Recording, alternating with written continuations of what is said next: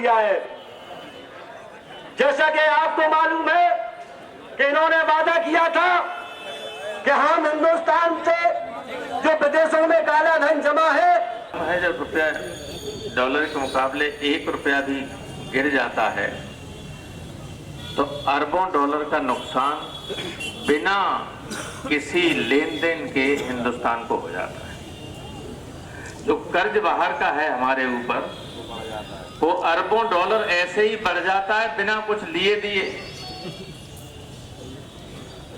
तो हजारों करोड़ लाखों करोड़ रुपए का कर्ज यूं ही बढ़ गया हिंदुस्तान पर, रुपया 72 हो गया। जो प्रधानमंत्री ये कहते थे डीजल की कीमत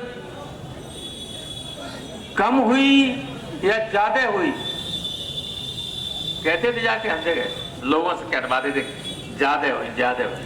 अब मैं आपको पूछना चाहता हूं कि कम हुई या ज्यादा हुई डीजल पेट्रोल? ज्यादा हुई।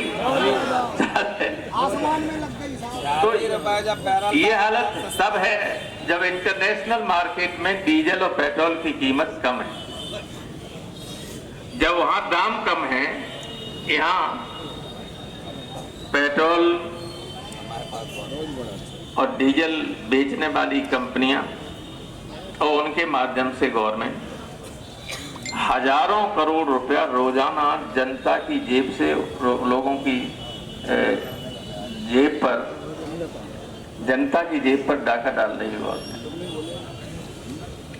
मोदी जी ने यह भी कहा था कि हम सत्ता में आने के बाद हर साल 2 करोड़ लोगों को, नौजवानों को रोजगार देंगे। आपको मालूम है कि रोजगार लगभग समाप्त हो गए।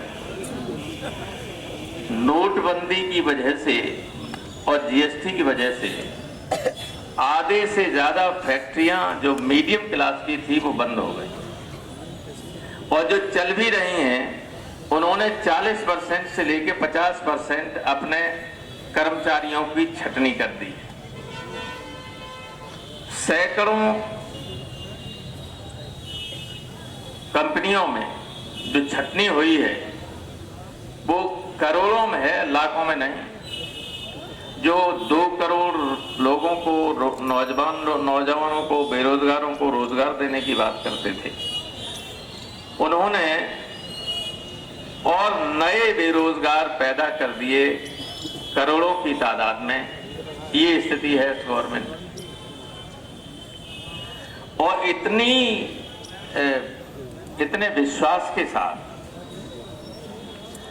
असत्य बोलने में बीजेपी माहिर है कि इनके माथे पर शिकन नहीं आती।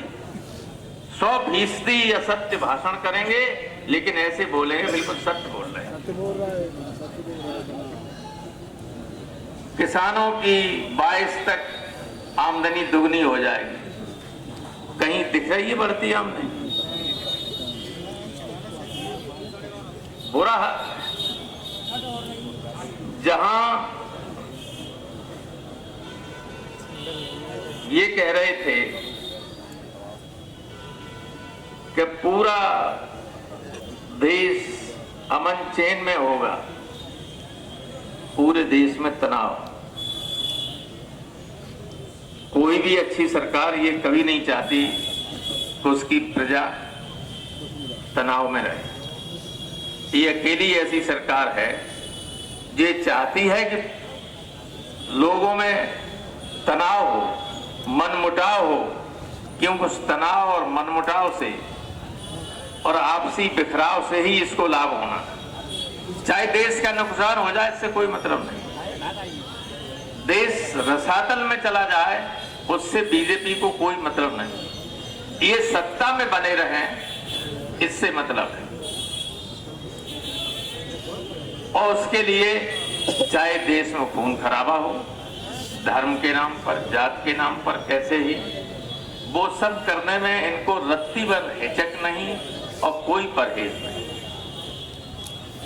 इसलिए मैं कह रहा हूं कि देश के सामने गंभीर स्थिति है। भ्रष्टाचार की वजह से सत्ता में आई ये सरकार 14 में, लेकिन जो राफेल डील है, जो राफेल लड़ाकू विमान इन्होंने खरीदा है, उससे बेहतर जो दुनिया का सर्वश्रेष्ठ विमान है वो इससे कम दाम पे मिल रहा था। और उस कंपनी ने कहा था कि हम इसको 20% फ्लैट रेट पर हिंदुस्तान को देने को तैयार है, और ये राफेल तो मिलेंगे 22 को। उसने कहा था कि हम दे रहे हैं, भेज रहे हैं दूसरे राज्यों को, उनसे न भेजकर हम हिंदुस्तान को अभी सप्लाई कर देंगे। तो उनको न लेकर जो सौदा कांग्रेस के जमाने में हुआ था जिस दर पर, उससे कई गुना ज्यादा प्रति फाइटर के हिसाब से इन्होंने सौदा की और हजारों करोड़ रुपए का देश की ट्रेजरी को नुकसान पहुंचाया। ये बहुत बड़ा घोटाला है। मनमोहन सिंह सरकार में तमाम घोटाले हुए, लेकिन जो राफेल डील है वो सबसे बड़ा घोटाला है।